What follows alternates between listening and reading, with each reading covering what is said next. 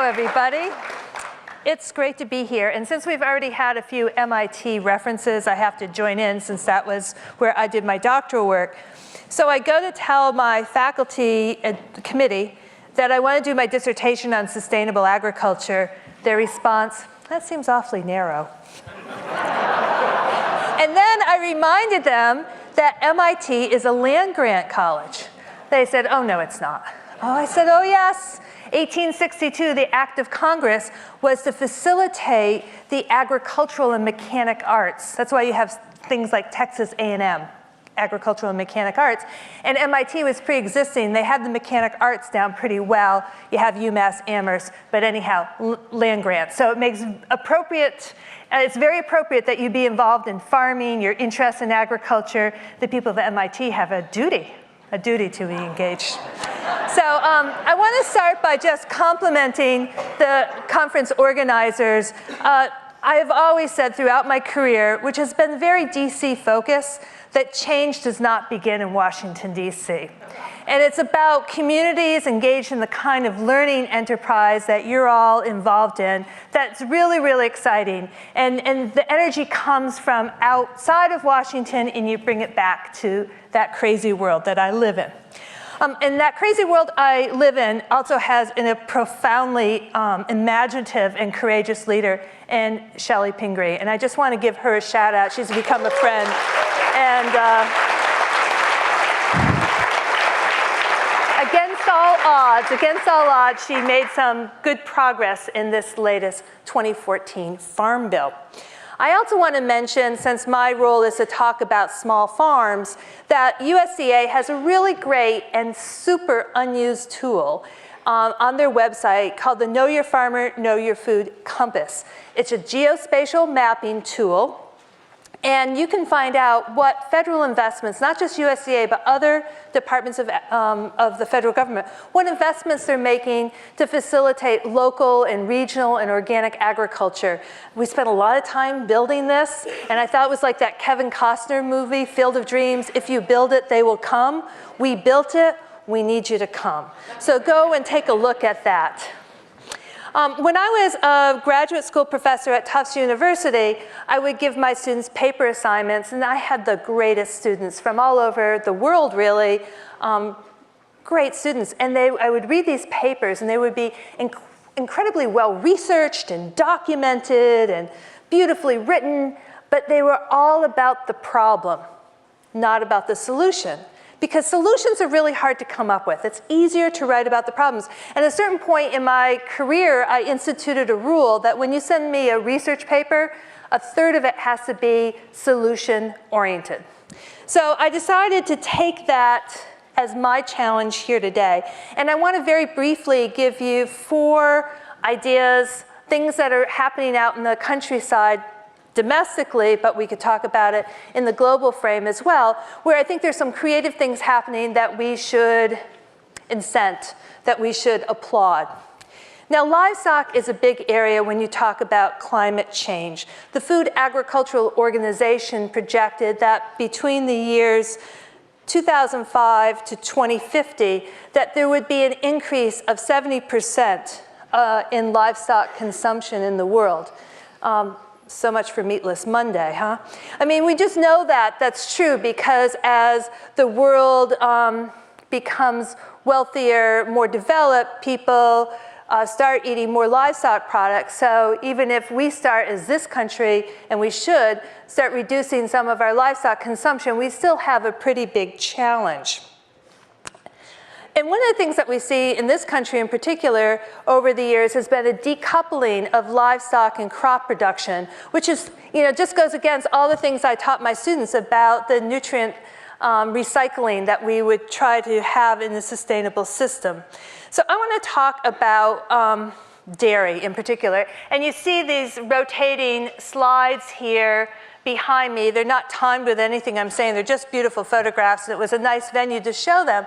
But I'm really interested in dairy production, in part because my last 7 months as a recovering Deputy Secretary of Agriculture, I've mainly spent my efforts working for Organic Valley, which is an 1,800 farmer member cooperative across the country. It has the brand name Organic Valley.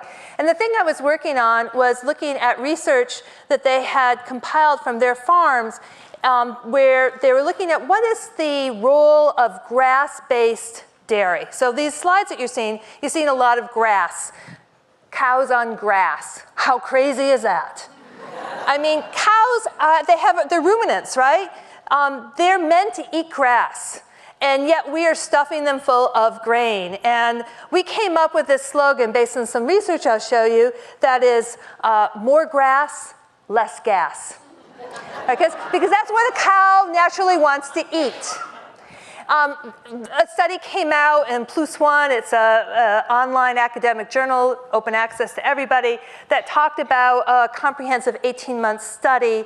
Chuck Benbrook was the lead author of that study, Washington State University, and talked about high omega-3s, CLAs, better ratio of omega-6 to 3 in milk from grass-based cows. It's all about human health. But the part that I really want to emphasize today is that about the methane, the gas. We found in a pilot study we call the Greener Cow Study that was done collaboratively with Stonyfield and Organic Valley, is that there was 12% less emissions from cows on grass, similar production. So there's a real opportunity there for small farms. And I think that we should consider small farms in their role because in the last census, and I'll talk about the census of agriculture in a minute, every 5 years or so the USDA does a census of agriculture. In the last census, 95% of dairies had less than 500 cows, about 62,000 dairies. So trying to figure out constructive systems for these small dairy farms makes sense. And in our study that we did, the Greener Cow Study, I'm embracing it now as a consultant to Organic Valley, we figured that if every dairy went that way, these small dairies, it would be the equivalent of taking 500,000 cars off the road. So it's no small amount of thing to consider. All right, my next solution. I like these little slogans, right? Poop to power. Have you heard that one before? So a lot of effort going on around the country to come up with methane digesters. So I've been to, dairy operations could be 10,000 cows. I just gave you the statistic that most of them are under 500, but we have some really huge ones in this country. And not just conventional, there's some really huge organic ones too. And I've seen these huge manure uncovered waiting to be environmental disaster, pits of manure that gives off incredibly toxic greenhouse gases. And so the question is, how do we do better there? And one of the things we're doing is trying to put caps on those, capture that methane and other anaerobic byproducts, and make biogas out of it. Now this requires, of course, capital. And it can be very expensive. I remember visiting a methane digester of a small farm, 250 cows maybe in Pennsylvania, and I think we put in about $1 million to make that happen.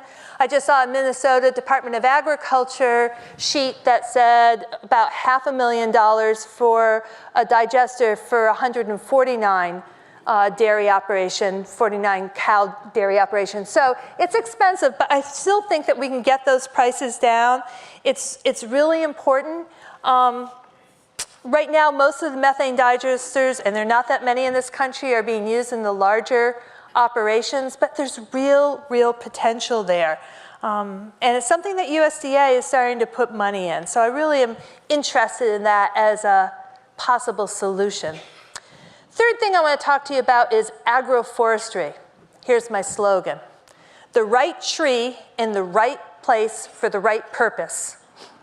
That's actually USDA's slogan because they just came out with an agroforestry strategic plan and a report on progress to date. They say less than 1% of the available land in this country that's suitable for agroforestry is actually practicing some version of agroforestry. Okay, so with the bright lights here in my face, I can't see anyone's faces, but you're probably saying, agro what?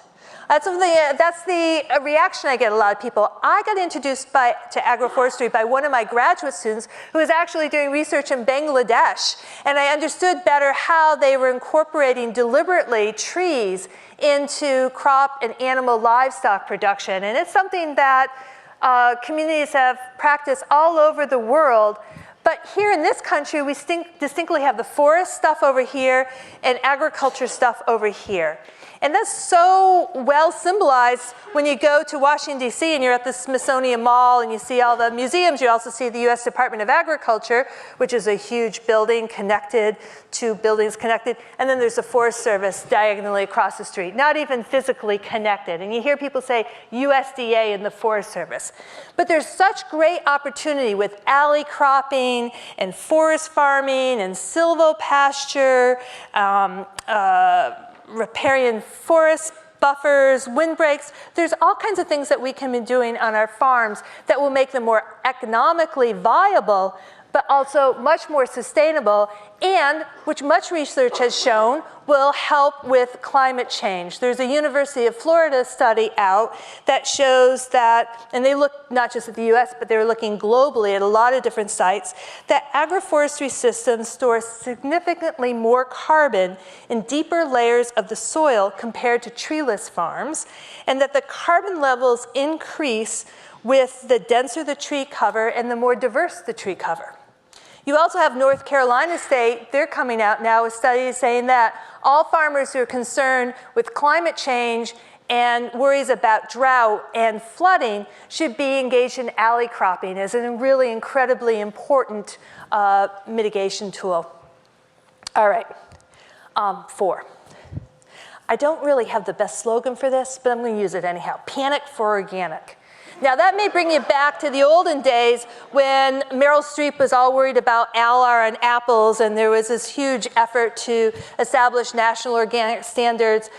We've come a long way since then, and I'm going to say there could be a good panic for organic, and that is because, and I know this will get some conversation going on our panel, so what the heck, I really believe that organic agriculture has pioneered some of the most important practices that are sustainable and that help with climate change. Crop rotations are the cornerstone of organic agriculture, always have been. I hear a lot now nationally, certainly USDA is talking a lot more about cover crops, a very common organic practice. Use of perennials. You go to West Jackson and what's going on at the Land Institute, and they show what really incredible sequestration you can have with a lot of these perennials. Really exciting stuff. So organic is really something that we shouldn't say, that's just something for the less than productive small guys. I do think that, the vast majority of farmers are organic when you think of it in a global scale, and that there's real opportunity there. So my time is coming to a close very quickly. I do want to say that going back to the census, we have some very interesting preliminary numbers here in Maine.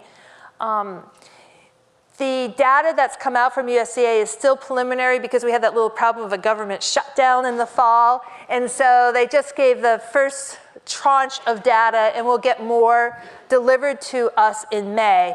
But it's a treasure trove of information, and a lot of analysts just dive right in.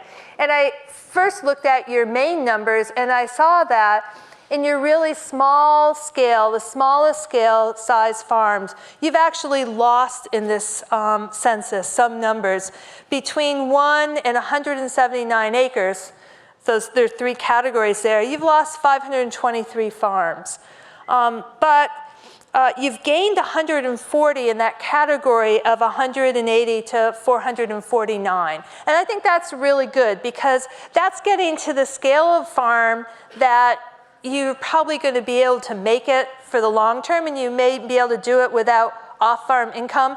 I was unfortunately caught up in travel last night. I missed Fred's presentation, but he has so eloquently over the years described this disappearing middle of American agriculture, where we have this growth in small farms and we have this growth in large farms, but it's that disappearing middle we should be really worried about. So So you have 140 in that mid-sized scale that have really dotted your scene, and maybe some of those ones in the lower categories actually scaled up to a larger size farm. And then you had 2 more farms in the 500 to 999 acres and 33 in the 1,000 and more acres. But it just seems to me these are very interesting numbers. You're in a state that is really excited about local, regional food, organic food, small farms. And so these censuses, when they come out every 5 years, gives us a real opportunity to take a hard look at what's going on across the state. Shelley Pingree, I was at a reception a few weeks ago. Pat Leahy spoke first, the senator from Vermont and the author of a lot of local and organic law over time. And Shelley got right up there and she said, you know, Maine's the new Vermont. So keep it up. Thank you.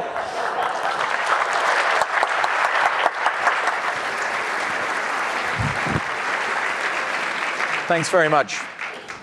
It's really a tremendous honor to be here, and I've been happily surprised to make some new friends and also run into a bunch of old friends, and it's wonderful to be in Maine again.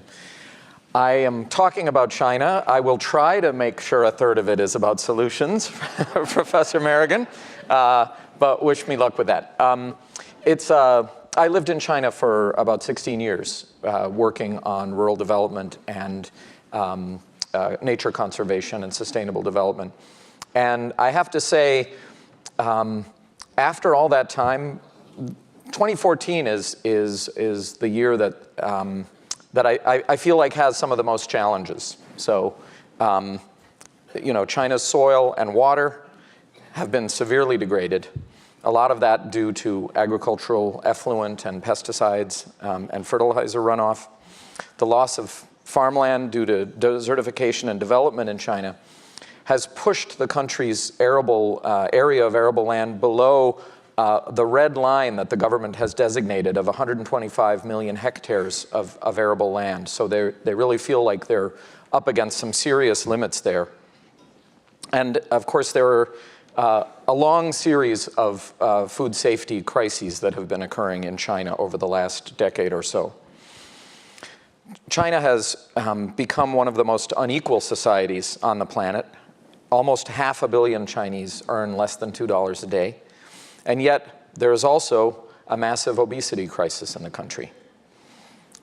And 120 million of China's children suffer from type 2 diabetes. So I have 3 lessons I want to talk about today from China, and I promise that they're not all bad.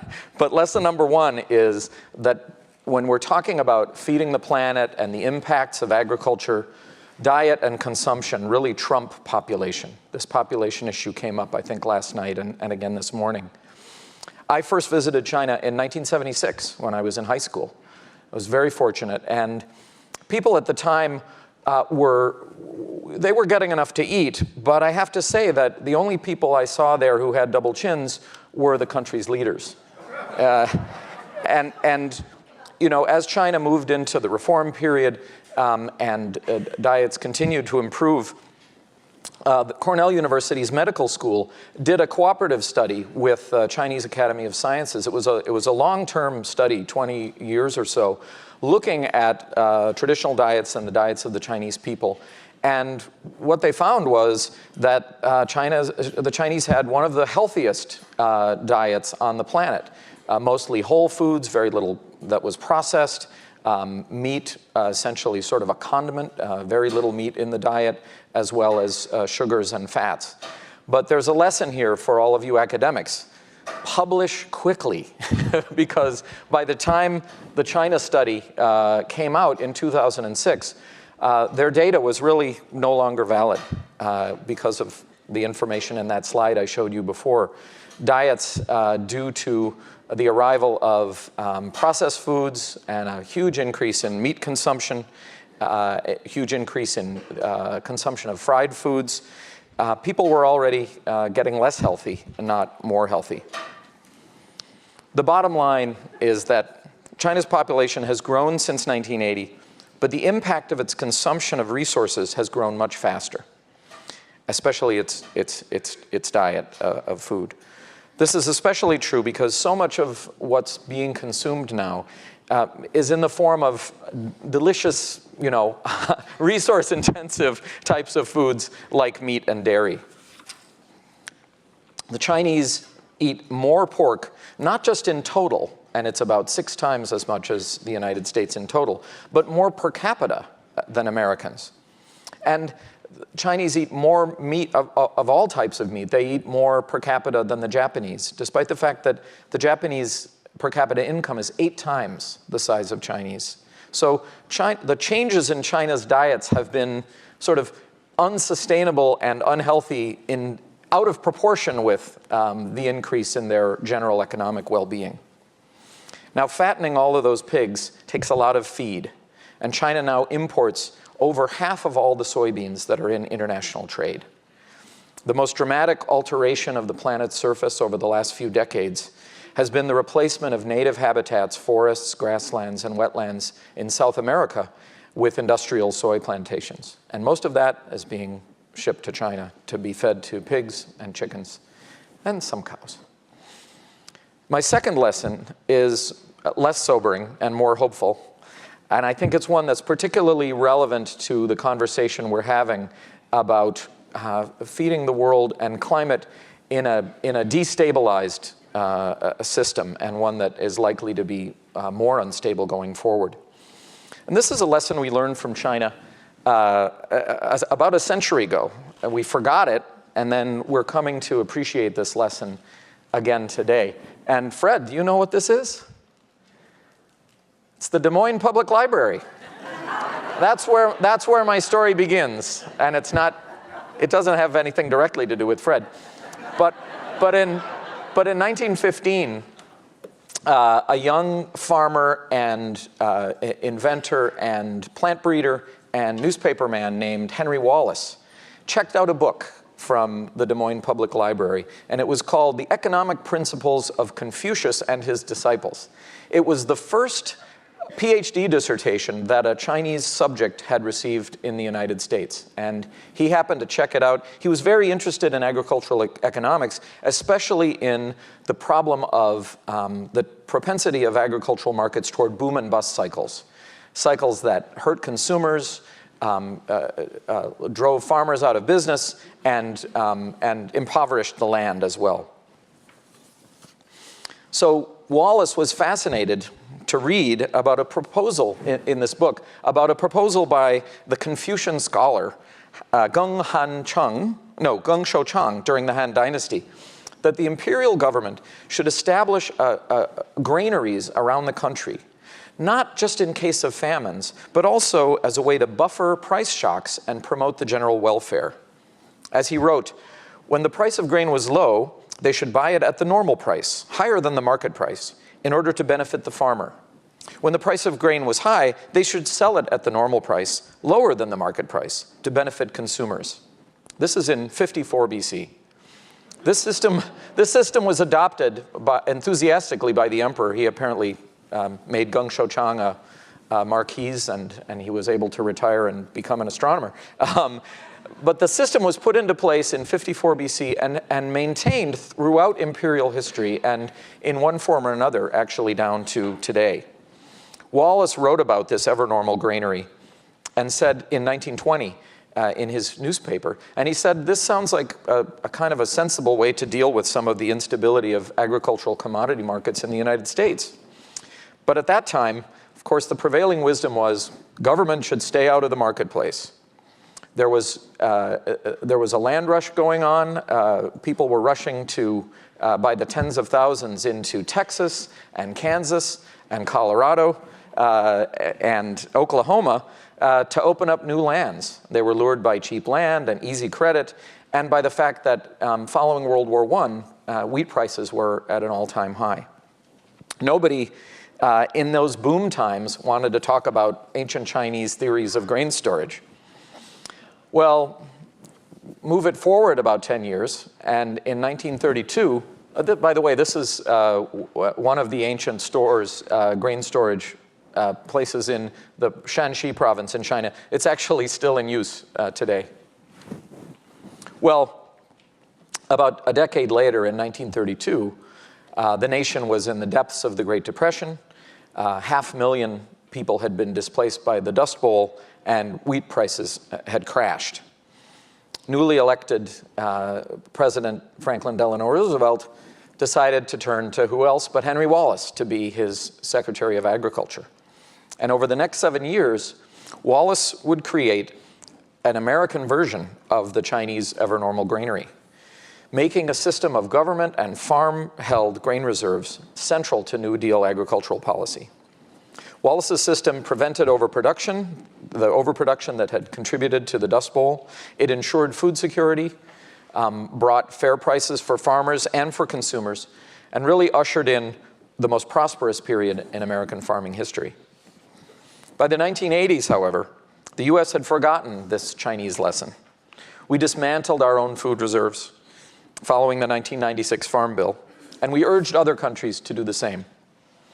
Efficient markets theorists claimed that in the long term, it's cheaper to simply pay more for food on the market than to incur the costs of managing food reserves. Well, the problem is that food price spikes and food shortages don't occur in the long term or just in economic models. They happen in the real world to real people, and people who can't afford to wait around for the long term. So when the food price crisis of 2007 and 2008 hit, poor import-dependent countries that had sold off their food reserves found themselves competing with rich countries, agribusiness, and the ethanol industry for grain. And to make things worse, some food-producing countries reacted to rising prices by temporarily banning exports. They panicked about being able to feed even their own people. It was a political and market failure that spurred both social upheaval, as we see in this slide, and a large increase in hunger worldwide to the tune of about 100 million extra hungry people. Now, at the time, a lot of observers blamed rising consumption in China and India for this crisis. But in fact, China was a net exporter of rice, wheat, and corn during this entire period. The China National Grain Corporation had built up its stocks when prices were low and was therefore able to buffer Chinese consumers from the biggest price shocks and to do so in a way that did not resort to massive imports that would drive up global prices. With the arrival of this new unstable era of global markets and climate, the notion of farm and publicly held food reserves is being revived in many parts of the world. There's ideas tabled at the EU by the BRIC countries, Brazil, India, Russia, and China. And in West Africa, the FAO is working with countries on a regional reserve. Now, food reserves are not a magic bullet. They're subject to corruption, to political manipulation, and just plain bad management. And as Anne Tutwiler pointed out this morning, they drive production toward a narrow band of commodities that are going to be purchased to be put in those reserves. But I think experience, hard experience, has now confirmed that having a grain reserve is a lot less costly than not having one when you need it. For the third lesson from China, and this is a happier picture, I want to start from a point that Kalestas Juma made this morning about how we should not just think about food security, but about agriculture as an engine for economic development. And look at what China has achieved, not just in feeding its people, but improving their living standards. China feeds 20% of the global population on 9% of the world's arable land. And it does so not with a heavily capitalized industrial agricultural model, but with about 200 million farms that are each about an acre in size. The country's crop yields have kept pace with population and demand growth for about the past 30 or 40 years. And although China was one of the poorest countries on the planet in 1980, over the next 15 or 20 years, 500 million people, most of them rural, in China were able to raise themselves out of absolute poverty and hunger. And of course, food security isn't just about growing more food, it's also about being able to afford food. There's a mistaken view out there that China's development miracle is about their industrial export economy. But in fact, this agricultural revolution came first, and it provided the dynamism and the wealth that fueled the manufacturing boom of the 90s and 2000s. During China's rural renaissance in the 1980s and 90s, personal income actually grew faster than GDP, and rural incomes grew faster than urban. There was more food, better health, and very widely shared prosperity. So if we're looking for positive lessons from China about feeding the world, that period is a very good place to look. What were some of the key principles and policies? Well, smart investment in public goods is very important. We've already heard a little bit about this, so I won't go into it in detail, but things like roads and communication, agricultural extension, agricultural research, irrigation. Land to the tiller. China dismantled the large collective farms and returned control of farmland to individual households. This spurred much greater investment by farmers and increased production tremendously. Price incentives. This sounds simple, and it is. During the collective period, the state had purchased grain from farmers at a mandated price that was kept low so there would be cheap food for urban residents. Simply raising that price, as they did in 1980 and again in 82, was an incredibly important incentive for farmers, and farmers responded. And finally, protected pro-poor market development. Deng Xiaoping is famous for saying, we should let some people get rich first. But what happened in China was not a sudden sell-off of collective assets and liberalization of markets, as happened in the former Soviet Union and other post-socialist countries. There was a gradual phase-out of central planning, and farmers were allowed to sell more and more of their harvests on the open market. At the same time, though, there were a number of measures that prevented large accumulations of land or capital.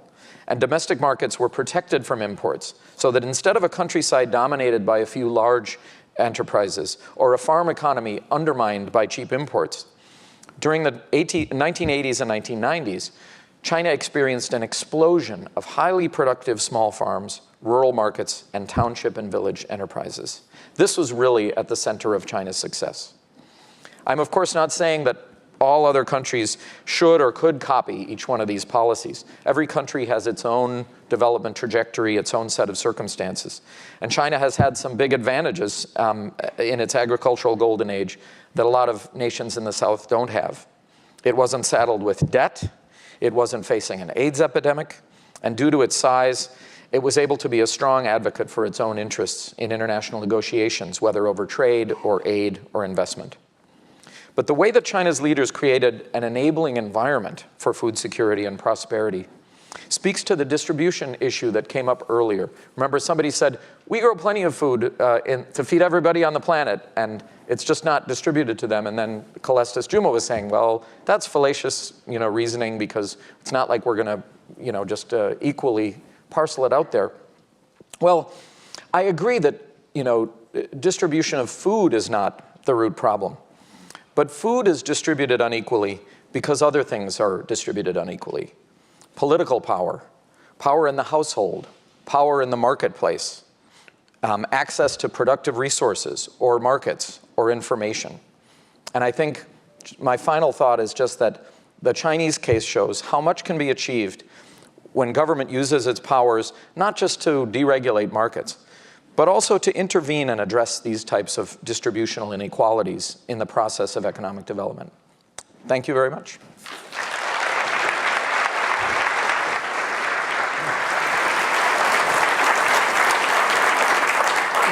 Well, thanks very much. And before starting, I just want to say how honored I am to be part of this panel of obviously very talented and gifted speakers, and also folks who really have committed a large portion of their lives to these important areas. So the title here is X-Farming, Coming to a Planet Near You. So you may ask, well, what is X-Farming exactly? I first gave this talk at a university in the St. Louis area, and one of the students asked afterwards, when I didn't give the definition, do you really mean we're going to start farming in outer space?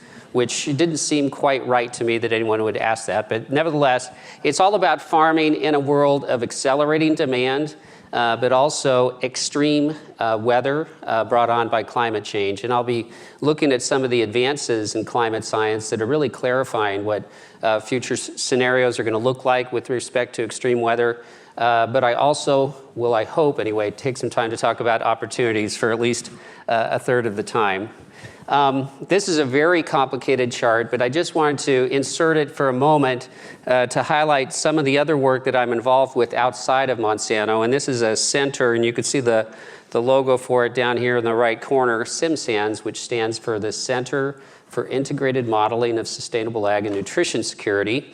The name for the center was done by committee, and I wasn't in the room when I came up with it, but I have been asked to serve as director for this, and we're bringing together, and this is part of the International Life Sciences Institute, scientists from the government, from the private sector, and from academia to help get to this goal, which is at the top of the slide, which is sustainable food and nutrition security, and trying to understand all of the aspects of this, which start obviously with production at the bottom of the slide, but then go through all of the post-farm gate food processing activities that many of the members of LC, which are the large food companies such as Nestle, et cetera, and then try to understand through economic models and infrastructure issues, et cetera, how you get from food that is, in theory, available in the marketplace to how much food is actually consumed by individuals in various subpopulations. And in total, what we're talking about, obviously, here is the global food system, and our ambition within the center is to come up with scenarios of how that food system will be developing between now and the year 2050, and what type of interventions might come up with better results for individuals that are part of that food system. But the actual topic for today is this little tiny bit down in the left-hand corner there, which is crop models, and it really is a rather small but obviously very important part of the overall food system. So farming and raising crops is in the crosshairs of a whole bunch of global mega trends these days. We've heard about many of them already in this conference, so I don't think I have to repeat all of them, but I would just want to highlight one thing over here on the right, and I'm not sure if I have a laser pointer here or not. I think that's here, sorry. Which is that the fact that we have reduced research spending taking place across the world, really, with many of these crops that are very important with respect to nutrition in particular. The private sector is very heavily involved, and obviously Monsanto is very heavily involved in a rather small number of crops. But as we've heard earlier, it's really important to have a diverse diet, and we really do need to have improved investments in some of those other crops in order to be delivering a much more nutritious diet to folks. So this is, I debated whether to include this slide or not, but since the word politics was in the title of the conference, this is sort of violating the rule about both religion and politics all in one fell swoop. So many of you probably saw the Al Gore movie where he has this line, which is like a nature hike through the book of Revelations. And I think he at that point in the movie, he's talking primarily about famine and disease around the planet.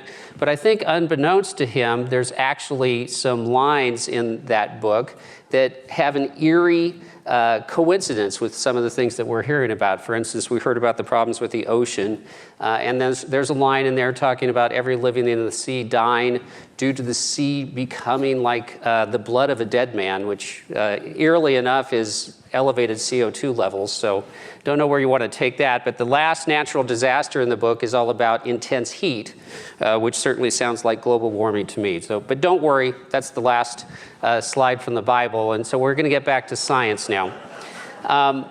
We really are experiencing, and there's all sorts of data confirming this. The models tell us this is going to be happening. We're already observing it.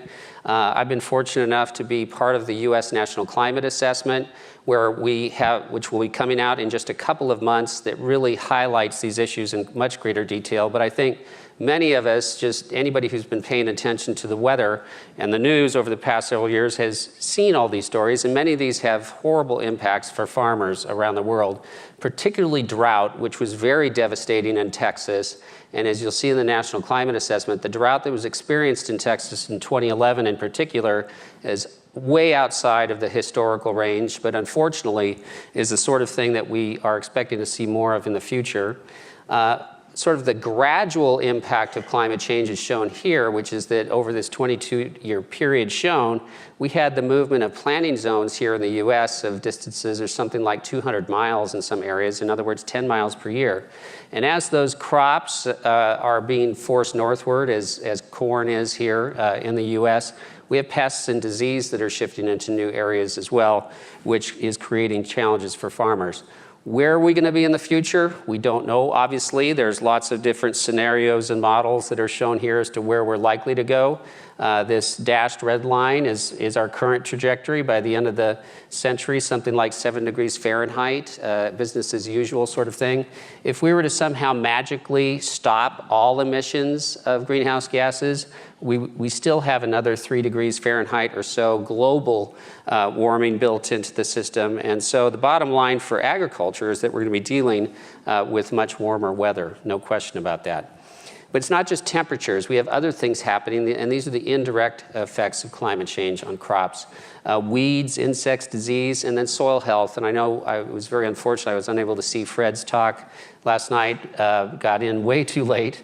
But soil health is one that I'm personally working on quite a lot, because this is something that I think can really build in resilience for farmers. If we were able to hold on to much more soil moisture through the incorporation of greater amounts of organic matter and greater soil tilth, in other words, incorporating things like cover crops that can help get incoming rainwater deeper in the profile and make it available later in the season, we can really help improve a solution, if I might add, to this challenge. So one of the things we're working on is what exactly is going to happen with respect to crop production when you factor in the impacts of climate change, et cetera. And this is just an example of one of the model forecasts for mid-century coming out of IFPRI, the International Food Policy Research Institute, has a model called IMPACT. And one of the things I just wanted to highlight here is that these red areas are areas that are going to come out of production completely.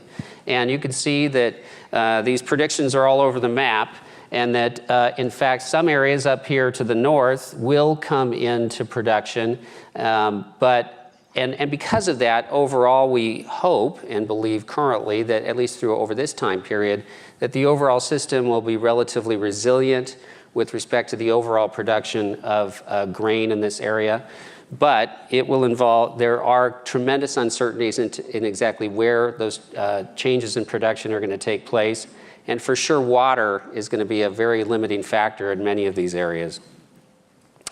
I was involved with a recent study where we compared national average maize yields around the world to a large breeding trial data set that we had available within Monsanto to try to understand the actual magnitude of the yield gap around the world. And this shows the 44 countries that were involved in this particular study. And we grouped countries according to their level of intensification. In other words, the adoption of advanced seeds, but also mechanization and those sorts of things. And what you see here is that in the breeding trials, we're averaging something like 11 metric tons per hectare in the breeding trials, whereas the national averages are perhaps about 20% less for those countries that are adopting advanced technology. However, these countries on the lower area of intensification, who in this case of maize are typically using open pollinated varieties and no mechanization whatsoever, have yield gaps that are more in the 70 to 80% range. Overall, this represents a huge amount of grain that could be produced simply by making better seeds and a little bit of mechanization available to farmers. And at the global scale, we're talking about another 335 million metric tons of grain that could be produced. That's more than China currently produces, just by making these technologies more available to individual farmers. The other sort of companion paper in this series was looking at eco-efficiency gains. And in this particular case, we're looking at the usage of land, water, energy, and greenhouse gas emissions for 4 different crops, again categorized by the level of intensification. And what we found is that during the first decade of this century, We've seen something like 20 to 25% gains, and I'm sorry this appears to have gotten chopped off here. We're talking about 4 crops: canola, corn, cotton, and soybean, whereas for the low intensification countries, essentially no gain during this first part of the decade. So again, some environmental advantages to using the better seeds and the mechanization that's available. And so sort of stepping back and then asking, okay, what sort of solutions do we really need to help make better use of existing cropland? We believe it's an all of the above type of an approach that is required.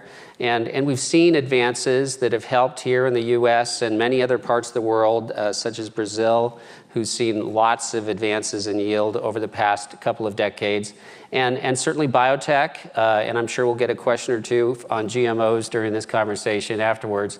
It has been a contributing factor, but there are many, many other things, such as the inclusion of cover crops, and as I'll show in a moment, the greater use of things coming to us from the information technology world and methods for handling big data that we believe within Monsanto are going to be a huge part of making even better use of our existing land resources to produce food.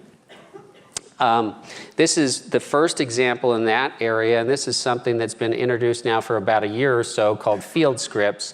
And the whole idea here is the fact that yields within individual fields vary tremendously in some cases. In this case, we're talking about yields starting at about 140 bushels to the acre, going all the way up to 240 bushels to the acre, all within a single field. And there's examples like this all across the United States. In most cases, farmers are currently planting a single variety across this entire field at the very same plant population. Field scripts is all about identifying the best variety to put on this particular field and planting the seed at varying plant populations. So the areas that are higher yielding actually receive more seed in this first version of field scripts. And in future versions, we'll actually be able to have planters available to farmers that will have multiple hybrids within the planter and also able to put varying amounts of nutrient down on that field to really optimize at the individual square meter scale. And so a lot of excitement about this technology. And then more recently, just this past fall, Monsanto acquired Climate Corporation, which has around 150 or so really smart computer scientists from Google out in San Francisco. And these folks started this company something like 5 years ago to apply big data to some of the problems that face agriculture, especially problems around managing activities with respect to weather, and also some insurance products as well that are based on knowledge around what recent weather has been and actually doing some short-term forecasting and then optimizing grower activities with respect to all those parameters. And then over time, we see that these products will merge with some of the precision agriculture that you saw on the previous slide to come up with additional unique offerings for growers to help them face the challenges that we have in front of us. So with that, I just want to thank you, and I look forward to the panel, and hopefully we'll get some interesting questions going here.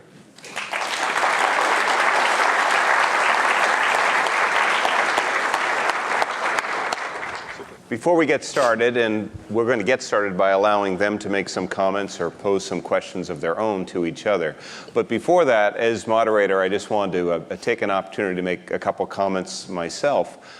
One, I was talking this morning about how difficult it can be to take all this sort of big picture stuff and sort of bring it back to home. And Kathleen's slides did that for me because one of my neighbors was up there, Doug and Linda Harkoff of Hart Farm. And to be honest, I didn't even know they sold to Organic Valley, and that's because we buy raw milk from them from their barn. So that's how I interact with them. I also want to thank Kathleen for bringing up the ag census, and those figures just came out on Thursday, and a lot of us have been scouring over them. And I looked at the same numbers for farms in Maine and noted that although the number of farms in total was up, there's some areas, different size farms that are down. And I think a lot of that is probably dairy related. But the good news, just to offer some good news, is if you look at the ag statistics from 2002 to 2012, there are more farms in pretty much every size category. We grew so much in the 5-year period from 2002 to 2007. Farm growth, number of farms grew by over 13% in the state. That in that 10-year window, we're doing well in all categories. So a little good news there. So I'm going to begin by, as I said, allowing the panel to either make a comment on somebody else's presentation or ask them a question. And I'll begin with you, Jim. Well, so many questions, so little time. Well, I'll do two. I'm certainly curious now that you're a civilian again, what thoughts you have about what's next for USDA and what we're likely to see from the Obama administration for the next couple of years. So I'd love to hear that. And then I've just been reading recently about the big data issue, the acquisition of Climate Corporation and the new ventures into insurance and collecting information from farmers, and there's a lot of controversy around that. I was surprised to see the Farm Bureau, which I think of as a pretty conservative, friendly to industry kind of organization, raising some questions about proprietary information from farms, and if information at the very small scale is available to Monsanto. Is that could that lead to things like price discrimination and other problems? And just wondering how that's being dealt with and what your thoughts are about that. So those would be my two. So Kathleen, then Want to go Dave. first? Sure. So I keep reading these press releases from USDA that the deputy secretary is responsible for implementing the 2014 Farm Bill. Whew, dodged that bullet. When I came in at the beginning of the Obama administration, we had just passed the 2008 Farm Bill. And so a big part of my job was to do all the rules around the Farm Bill. And I cannot even describe the magnitude of that work, nor would I want to bore you with the details. I would have it really hard right now being there because I don't think this Farm Bill that we just passed is a game changer in any way. And on the core ag support programs, probably slightly regressive. There are really great things in there for local, regional, and organic. That is good news. But when you look at the Farm Bill in its bulk, I don't think it's really a positive. We needed a Farm Bill. We couldn't live in the continuing uncertainty, but it's not the Farm Bill of my dreams. What I'm hoping for in the second term that we're in, Jim, from the Obama administration, is that USDA really takes to heart the president's comments in the State of the Union to fully use what executive authority he has to do things. And we saw USDA recently announce, and Celestis Juma mentioned this morning, regional climate hubs, climate change activities. University of New Hampshire is the regional hub for this part of the world. There are a lot of things that USDA as a 120,000 employee, $150 billion institution can do without having to go down the street to talk to Congress. So with respect to data, you're right, it is a controversial issue. Climate Corp actually did issue a statement on their policy with respect to the handling of data a couple of weeks ago, and I think it answered most of the questions there. But the bottom line is that for an individual farmer, if they're deriving additional value by sharing their data and information with a company like Monsanto, they're going to be willing to do it because we do have a very large database of how our hybrids perform on individual soils. And we're able to use that information, combine it with the farmer's information to create a more value for the farmer. So far they've been willing to do that, and I think the expectation is we'll continue. But I think it's a new world for everyone because not just in farming, but I think in general, the whole question of personal data and who has access to it. And obviously the Googles of the world have a lot of data about us and are able to do that in ways that we benefit from, and we allow them to do that. Our smartphone pops up, do you allow them to know where you are? And you can say yes or no. But they're doing that voluntarily currently. And I think that's the sort of world we're going to be in within the agricultural world as well, is that farmers will choose to release their information in some cases, choose not to in others. And I think for us, it's all about maximizing choice and making sure that we're always in a situation where if the farmer has a better option, that he's able to choose it. Dave, your turn, a comment or a question. Jim set the precedent of asking 2 questions, which is fine. You can go that route if you want, but you don't have to. Okay.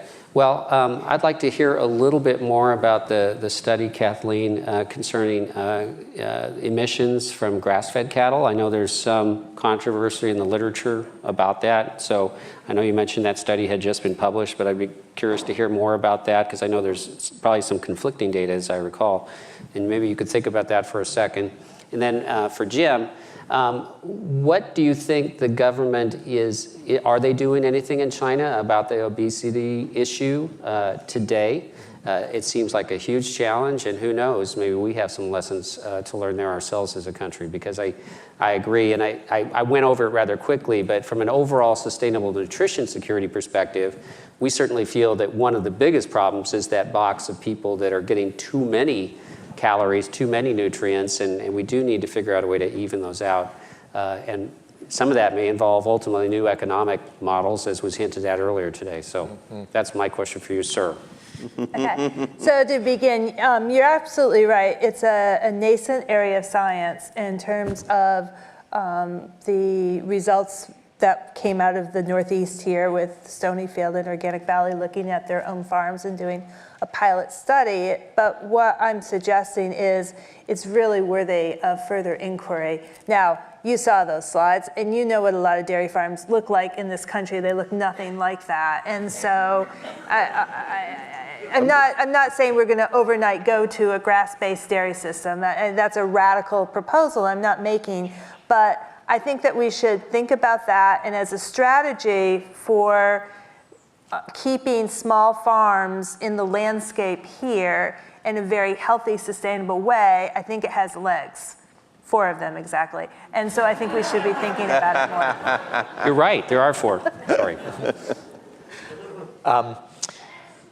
Unfortunately, I think there is a time lag issue for China that traditionally a fat baby is a healthy baby, right? And traditionally, foods that are festival foods, all of a sudden you're rich, you can have festival foods every day. Why not? And the people who are in leadership, by and large, are still people who grew up during times when they might experience famine.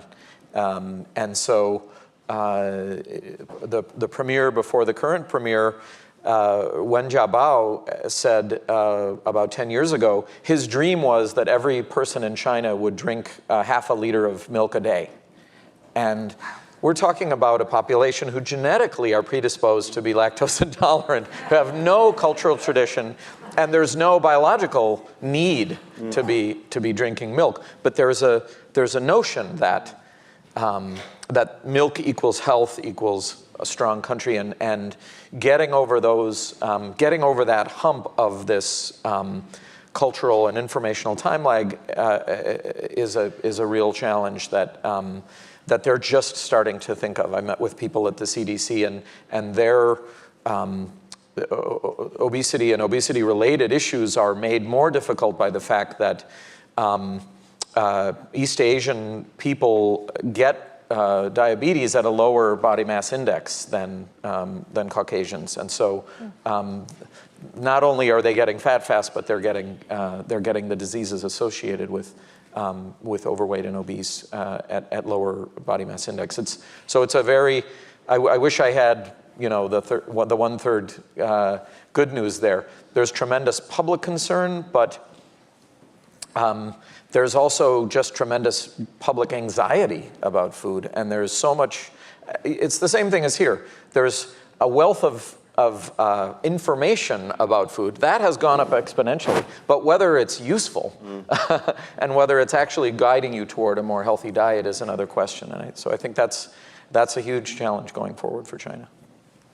Okay, so I have a little different approach. Both of you prompted me to think a couple of things, so a couple of comments.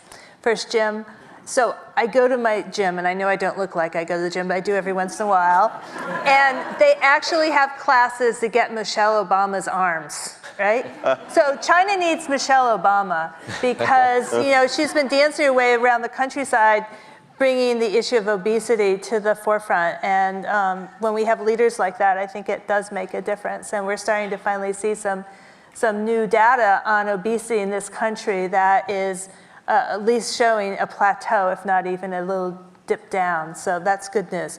All right, so Dave, I'm very impressed by all that data that you are helping farmers with. And I just want to say, reflecting on those census numbers, a lot of young people go into farming and they're really enthusiastic about farming, and some of them didn't come from the farm family, and it's part of this renaissance of interest in American agriculture that is so exciting and healthy. But so many young people I meet who do so without a business plan, without the kind of data that you're working with your farmers, and not even taking advantage of a lot of the great data that USDA has and some of the tools like Comet, which is a whole farm planning tool that's right on the website that would help them use some of this data that we have about the plant hardiness zones and put in the climate data, projections and all that. I mean, to be a farmer these days, you have to be really, really smart. And so I'm just throwing that out to the farmers in the room to encourage you to get a hold of all these tools that will really help you out. Good comments. Well, let's open it up. And since I just said that, there probably isn't anyone ready to go. Okay, well, there are indeed. So let's start right over here with this gentleman. And you can direct a question at the whole panel, or you can target somebody, whatever is on your mind. Okay, thank you very much. I'm Gene Reel from Tennant's Harbor. It's always great to be here. And I have a question for all of you. Climate change, how and why did it become politicized in this country? Politicized? Well, you're asking a hypothetical, or sort of, or just to speculate, right? I think that it was two things, personally. I think there was a bit of overreach in the early days. There was a lot of frustration on the part of some of the individual scientists who were frustrated that they weren't getting any traction. And I'm talking way back in the 1980s. And in fact, we had Steve Schneider, who was one of those young scientists, visit Monsanto back in 2007, before he passed away here recently. And I had the pleasure of being with him for a lot of that day, and it was one of the reasons I'm so passionate about climate change now is having spent that time with him. But he confessed to me that he intentionally overstated things just to get people riled up. And I wonder in retrospect whether that was a wise approach, because I do think it had the potential for causing some doubt as to motives and things to come in mind.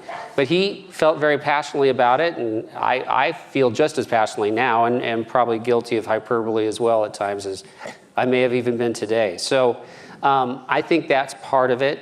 I also think it did become a bit of a political issue early on. I think Al Gore, I mentioned his name earlier, was obviously a very prominent political figure, and he became associated with the issue very early on. And I think that did at least initially have some role to play. Now, obviously, there's corporate interests behind the scenes, funding this and funding that, and what happened behind those closed doors, I have no idea. But those would be two things I would sort of call out, but I'm sure there's other views here. Ooh. Choose me. Yeah, I mean, let's think for a minute who might benefit from society not, taking strong steps to address climate change. For me, it's not a complicated question, and I think it's the amount of money that the fossil fuel industry has put into disinformation and denial that's well documented, and you can look at the campaigns around climate change and the campaigns around smoking, for instance, and see the same types of corporate tactics. It's about denial, and then it'll be about voluntary guidelines. it's not that difficult to see the pattern. And of course, we're also seeing the same thing with big food these days. And so, including, you know, the folks who brought us that amusing ad that we opened the conference with, right? So for me, that's pretty clear. I think there is a huge problem for scientists because the general public doesn't necessarily understand the scientific method, and when you talk about degrees of certainty, I think it's true that researchers do get flustered when they're testifying before Congress or talking to reporters, and they're not able to simply say, yes, 100% certain, this is the answer. And so I think that's a dynamic, but I think it's a lot simpler than that, too. Kathleen, you want to chime in? Sure. She can't wait.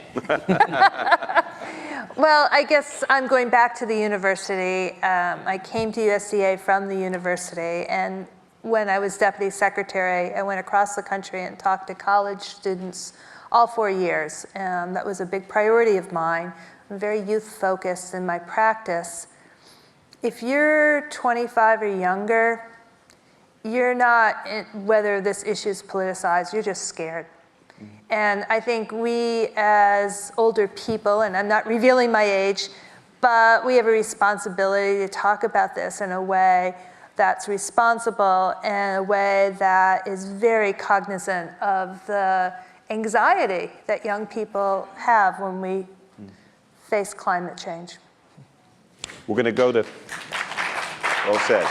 We're going to go to mic 2 right here. Hi, Jim Matlack on the program committee of the conference. This is mostly to Dave Gustafson, but the other two may wish to comment. Clearly, GMO products are highly controversial, and Monsanto in some ways is at the eye of that storm.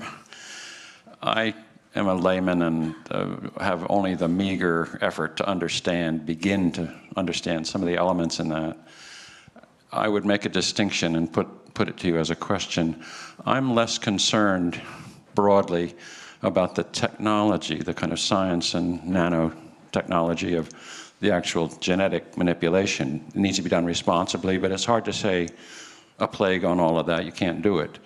What does trouble me are the corporate practices of patenting traditional seeds, traditional organic systems in some cases, the monopolistic elements that I see in some of the practices where farmers who are downwind pollinated and suddenly they can't handle their own crop, they can't use their own seed.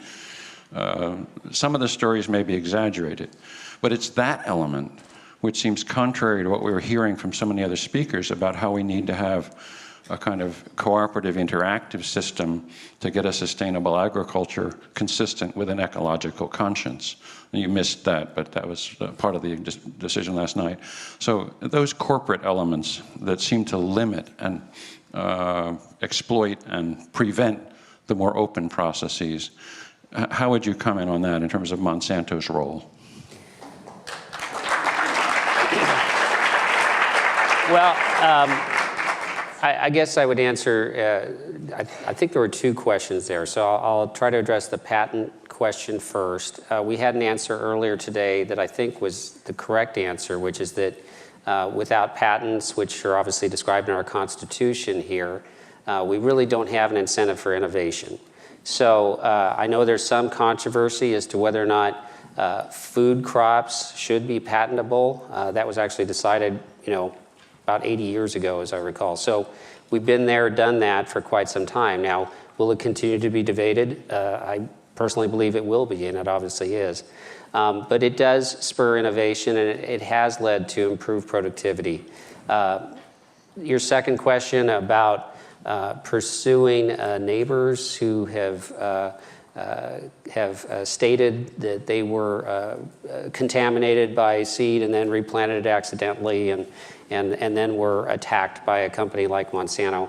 Also, the patenting of traditional seeds in parts of the world where suddenly the farmers have used them for generations now have to go to Monsanto if they wish to use them. Yeah, I'm personally not aware of that traditional system that you're speaking of, unless it involves soybeans, or what are you asking about exactly? I have an impression that maize in Latin America is one instance. Okay, so hybrid maize was an invention here in the U.S. back in the 1930s by one of our competitors, Pioneer, and it's been around for quite some time. So again, I think we've sort of been there, done that. Now, can you have hybrid maize systems coexisting with those who choose to plant open pollinated varieties? I believe you can. And I think Mexico is right now in the process of dealing with that situation. It's very challenging and difficult there to keep the two systems separate, but they do have Sinaloa up in the northwestern part of the country where at least we do have hybrid maize production today. So it's possible for those systems to coexist. I really do believe that there is plenty of room for organic and other methods of production, but I also do believe that we ought to be maintaining choice at the end of the day. Now, if a farmer chooses to plant a variety of seed that's patented because it brings greater benefits, because it has higher yield, I think personally a farmer ought to be able to do that. If they choose to go organic, there ought to be room in the system and regulations in place to make that possible. And that's what we've always been all about, is maintaining choice. So, and I do think there is a role for innovation in helping to improve yields in our crops. And big picture, those have had benefits in terms of making more affordable, safe, nutritious food available. Big picture. Have companies like Monsanto had difficulties historically communicating appropriately on these issues? I think we have. So we've got folks trying to help us right now to speak better about those issues. I'm actually not one of those trained communicators, which you can probably tell already. I'm just a scientist. So I've been with the company since the mid-'80s. I've seen it go through a lot of changes, including becoming a completely agricultural company. And I've never had the feeling that I was working for a company that was all about going out and chasing down farmers that were trying to steal our stuff. That's not who we are. We're trying to make the best possible seed available to farmers that choose to buy it. That's, at the end of the day, that's really what we're all about. Jim or Kathleen? I'll jump in here for a second because I spent a whole summer of my life at the Plant Patent Library in Rockland, Virginia. Wow, that was a pretty exciting summer, I tell you. But let me say, if I had a magic wand, I would put really high salaries for patent examiners in this area because it's really, really fast-moving and difficult science. And I think that our government hasn't always calibrated their patent decisions well. And so it's not Monsanto, it's like everybody is flooding the office with patent requests. And it really takes a high degree of training to be able to make the right decisions. So that's my first comment. My second comment is, I really like farming X, and I think you need to copyright that before I put that in my slides. Go ahead. You can have it. X farming, I love that. I love that, yeah.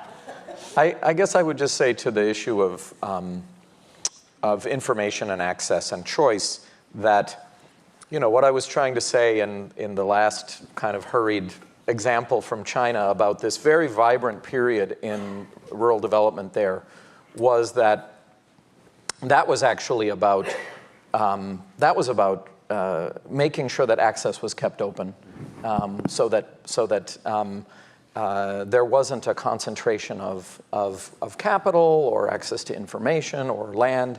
And the last time I was in China was last summer, and I was interviewing people about the meat industry. And somebody was talking about pork and saying there's a tremendous amount of consolidation going on. And people are doing it basically because they haven't got better products. They really, you know, they're succeeding not because they're offering a better product, but because they've bought out their competition. And so there isn't a competitor anymore.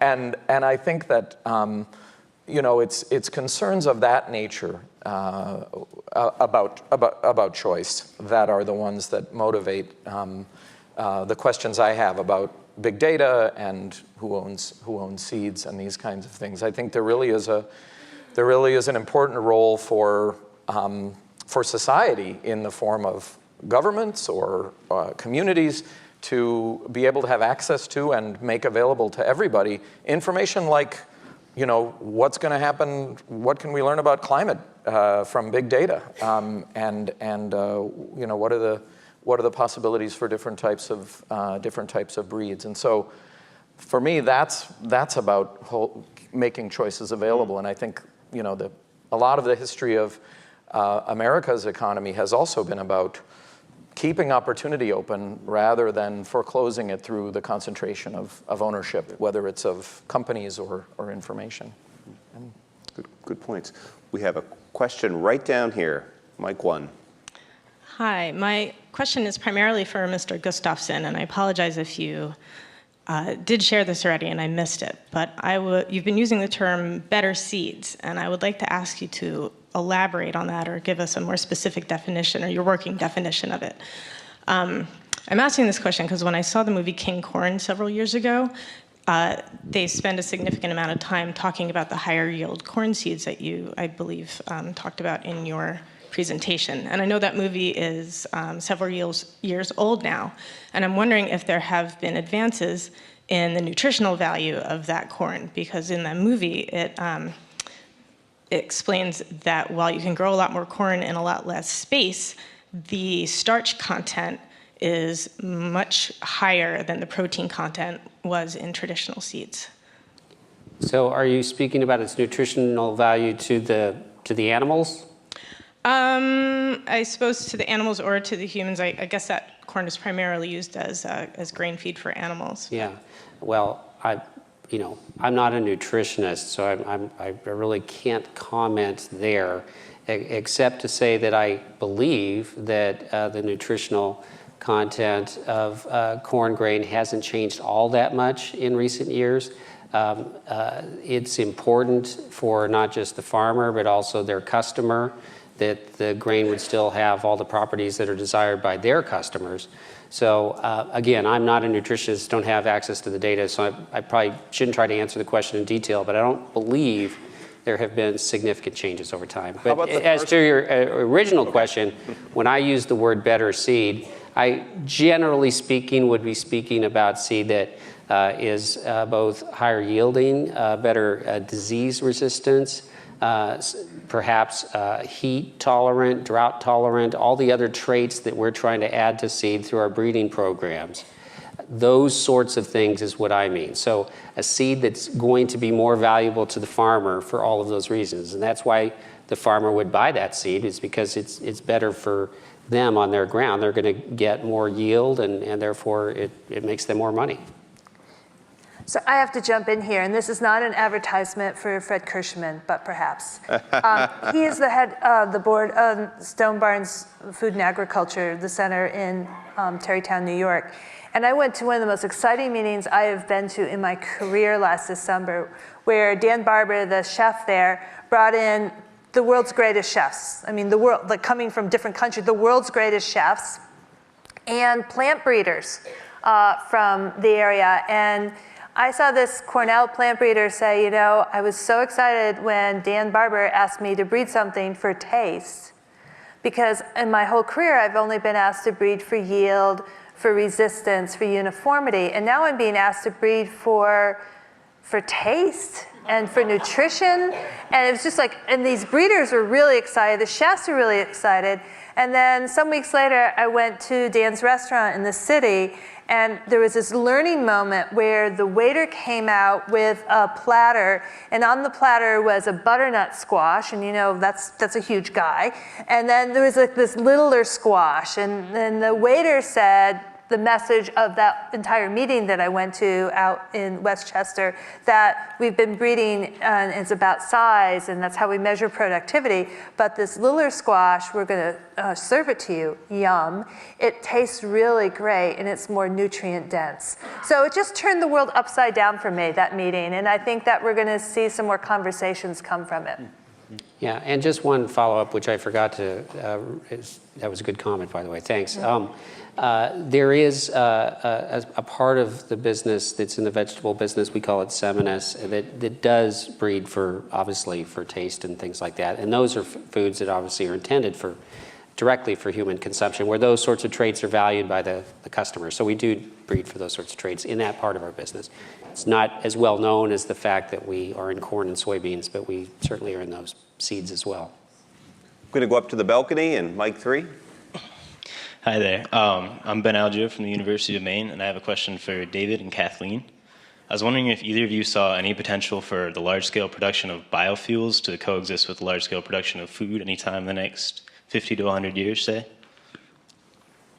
Well, biofuels come in many forms.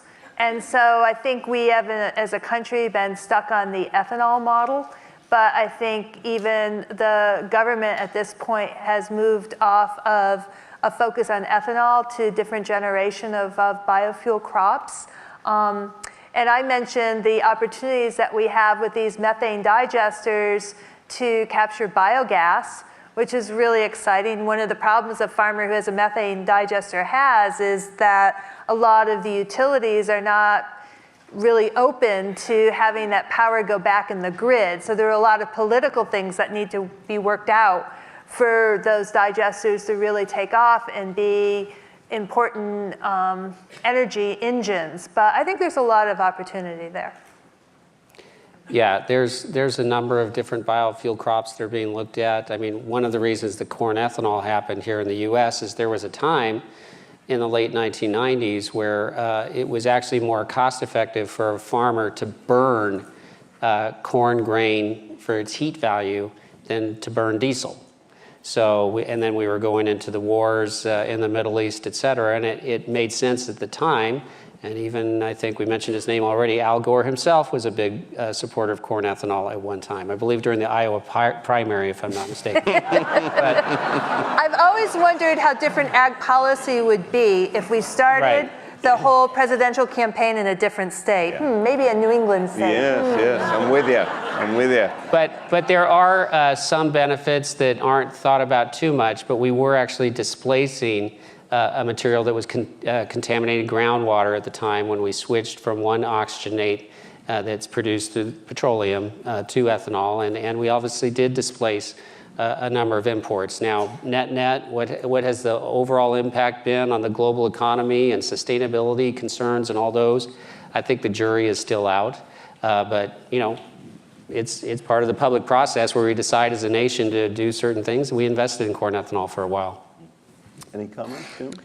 I'm happy to leave that. Okay. We have a question from one of our satellite venues.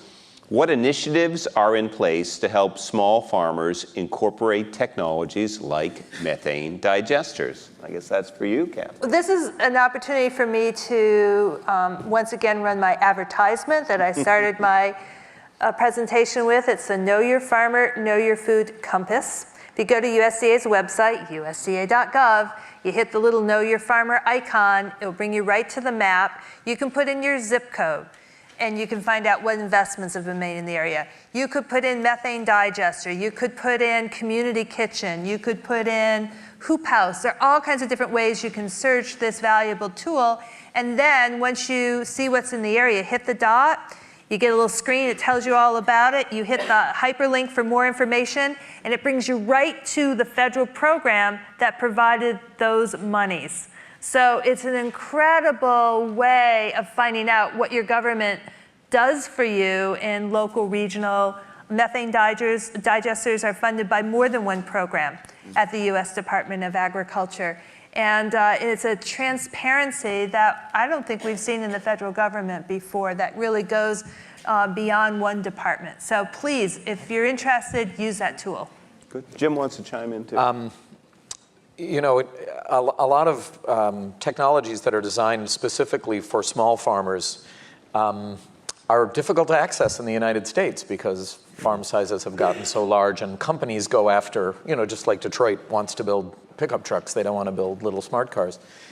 And so China is actually a leader in very small methane, sort of household scale, people who have, you know, a 2 to 10 head of pigs, for instance. And it took a while for that to get going because, you know, if one of your neighbors' digester explodes, you know, you're not gonna want to go there, and word gets around, and so it's taken a long time, but now it's quite a widespread technology, and it has you know, allowed farmers to get an additional benefit from keeping animals on the farm and allowing them to maintain a more diversified system. And you know, animals are such an important part of more sustainable agricultural systems that I think those small ones, China, there's a lot I think we could learn there. I have a question. It might be for you. It might be for Kathleen. A follow-up question.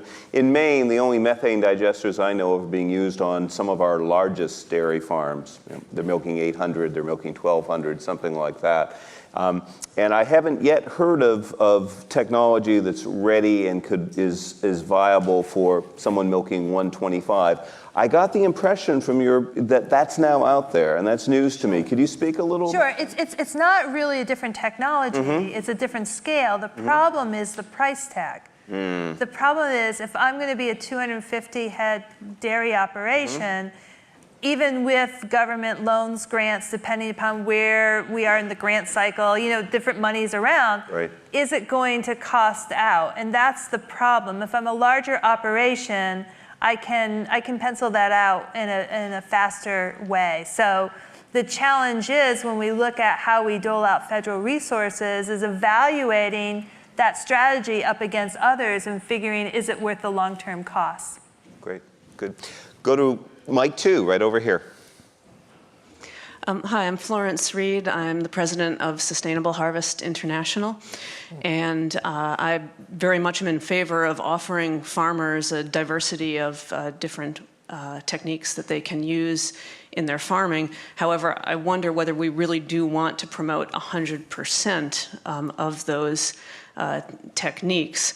And I think about the fact that, excuse me, but a few years ago, Monsanto beat out Shell for winning the Angry Mermaid Award for co-opting climate change talks in order to promote their products over more viable ways of addressing climate change, promoting monoculture, chemical-intensive soy, replacing rainforests in South America, and this sort of thing. So do we want to promote that, or you know, at the same time, there was a report from the University of Michigan where they looked at hundreds of farms in less developed countries all around the world and found that organic practices were 47% more productive on those farms. And do we want to promote those? And that's what I see in my work. We're small, but we work with 2,000 families in Central America, and we see that over the course of a few years, they can take degraded farmland and make it productive so it feeds their families and produces enough to feed other families, generate income from their farms, and does it all in a way that preserves forests and improves the environment and uses entirely organic agroecological practices. Do you have a specific question? Yes, sorry. All right. I guess wonder what any or all of the panelists think about whether small-scale agroecological farming can't feed the world in a sustainable way, and if it can, why shouldn't we be promoting those practices? So I'm going to start with an answer there, and I'm going to go back to an old story of my life. And I had lost my job. I was working for the Henry Wallace Institute for Alternative Agriculture. Henry Wallace, who said, "The measure of a man is the degree to which he has sympathy for the plant." I love that. I love Henry Wallace. Anyhow, I was looking for a job suddenly, and I went to USDA at the time. It was during the end of the Clinton administration for a job, and I never thought I'd do that because I thought they were the evil empire, to tell you the truth. And I got a job there, and it all worked out. And now I'm older, and I think, what in the world was I thinking? USDA, as I said earlier, is 110,000 plus employees. I mean, that means, no two people have exactly the same opinion on everything, right? So you're talking about a lot of different people. And I do want to say that I have a lot of friends who work at Monsanto, And I don't think we should just write off the whole company, that we need to be in dialogue with the company. And they represent a lot of farmers in this country and a lot of acreage. So to the extent that we're on a learning journey here as a community talking about issues, I think it's really important that we engage with them. And in my practice over the years, and I know I wrote the organic standards, I'm Miss Organic Girl, but I think it's really important, we have so few farmers in this country, that we don't pit farmer against farmer, and what we do is we find a way, pathways forward for all of us to keep our working lands healthy and to repopulate them with the next generation that we so desperately need.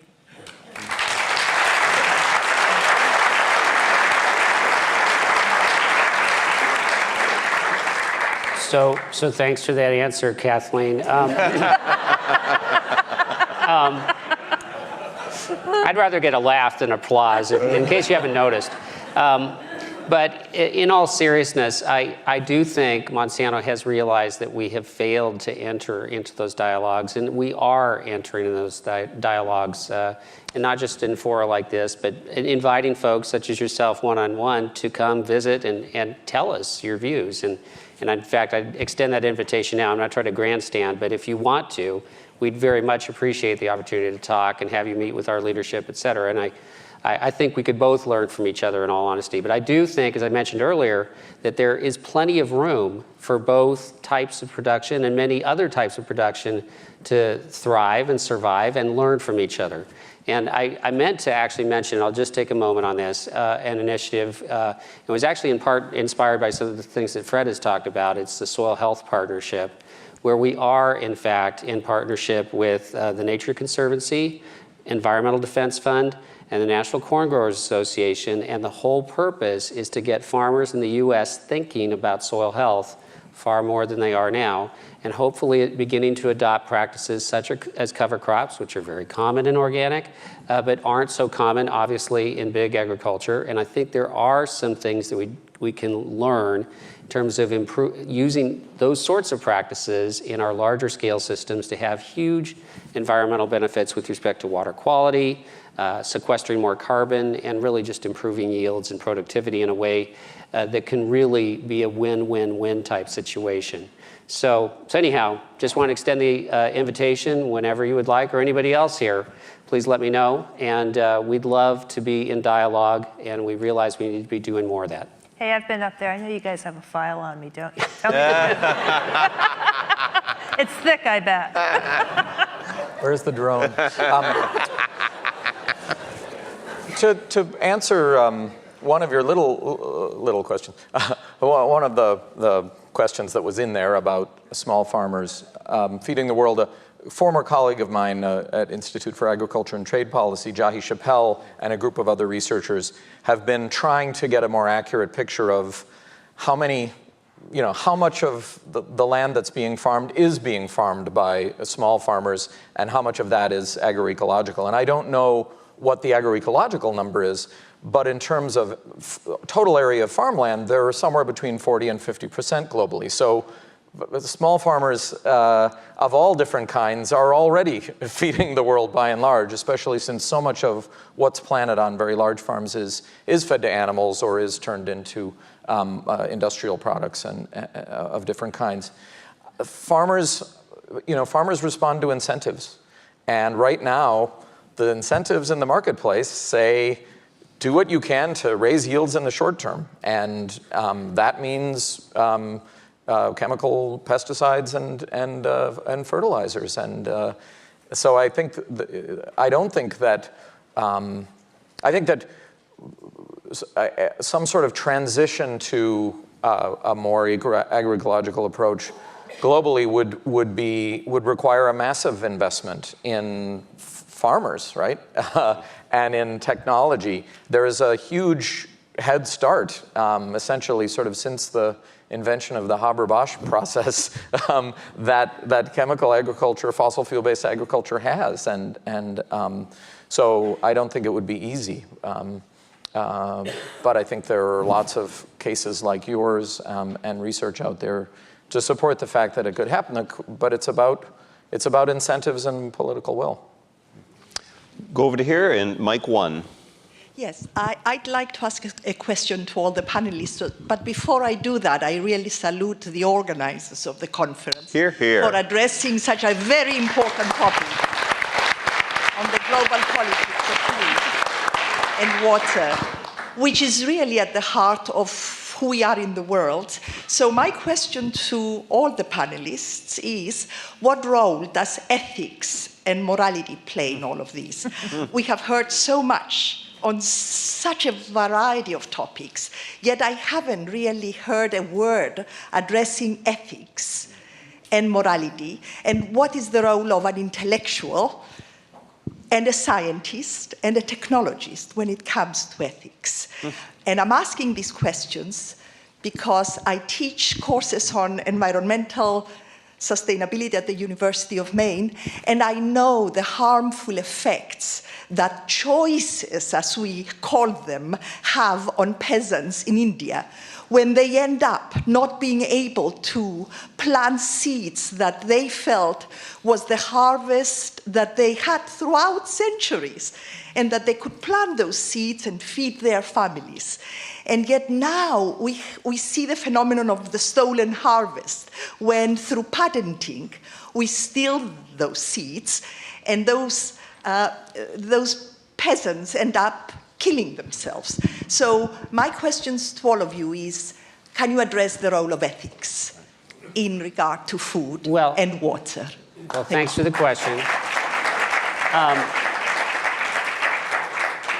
I guess I had sent a link, and I think a couple folks might have seen it. I wrote an op-ed recently. To me, the biggest moral imperative of all here is, in fact, the nutrition security issue that's being caused in part by climate change. And I acknowledge the allegation that we're using climate change as a reason to be talking more about the need for technology. But in all honesty, I think it is tremendously wrong for us to be consuming as much food as we do in the developed world when there is so much of the planet that is suffering without. India is obviously a primary example. Our company, along with a number of others, are coming in with trying to offer, and we do offer better seed to farmers. And that's something that we will be continuing to do, and not just us, but many other entities as well. And so I think that is, in fact, to me, it's the moral imperative that is overwhelmingly driving my interest in seeing us do something about making sure that there aren't children that are suffering malnutrition on the scale that they do today. So I had the great Congresswoman Barbara Jordan for ethics. She scared the bejesus out of me. You people scare me because you ask really tough questions. If there is a moral issue I'd want to raise, and it was touched upon by both Calestis and Anne this morning, is the role of women, women farmers of the world. And Calestis had it just right. He said, what's the answer? It's commencement.